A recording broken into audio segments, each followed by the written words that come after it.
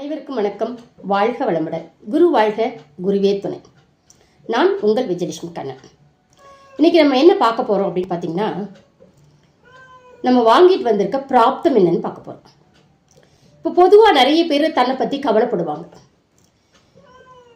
தன்னை பற்றி கவலைப்படக்கூடியவங்க ஜாதகத்தில் பார்த்தீங்கன்னா லக்னாதிபதி 6-8-12 மறைஞ்சிருப்பாங்க. அப்படி மறைஞ்சிருந்தா அந்த ஜாதகருக்கு தன்னை பற்றிய கவலை உண்டு அப்படின்னு அர்த்தம். ஆனால் சில ஜாதகங்களில் லக்னாதிபதி நல்லா தான் இருப்பார்.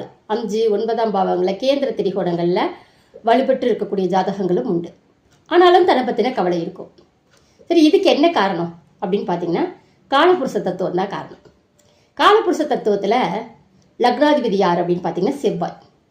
இந்த செவ்வாய் கன்னியிலேயோ விருச்சகத்திலேயோ மீனத்திலேயோ இருந்தால் அவங்களுக்கு தன்னை பற்றிய கவலை உண்டு. என்னை நம்ம பின்னாடி கடைசி காலத்தில் யார் பார்த்துப்பா, நம்ம கூட யார் இருப்பா, நம்ம என்ன பண்ண போகிறோம் அப்படின்னு ஒரு பயமும் ஒரு கவலையும் அவங்களுக்கு இருந்துகிட்டே இருக்கும். இது காலபுருஷ தத்துவமும் நம்ம பிறந்த கால ஜாதகமும் இணைந்தே தான் செயல்படும். ஸோ கண்ணுக்கு தெரியாமல் காலபுருஷ தத்துவம் ஒவ்வொருத்தருக்குமே அவங்க ஜாதகத்தில் செயல்பட்டுருக்கோம்.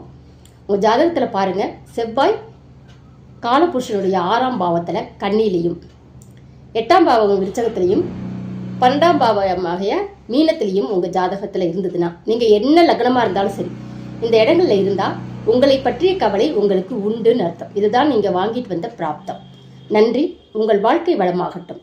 இப்படிக்கு என்றென்றும் அன்புடன் உங்கள் விஜயலட்சுமி கண்ணன். வாழ்க வளமுடன்.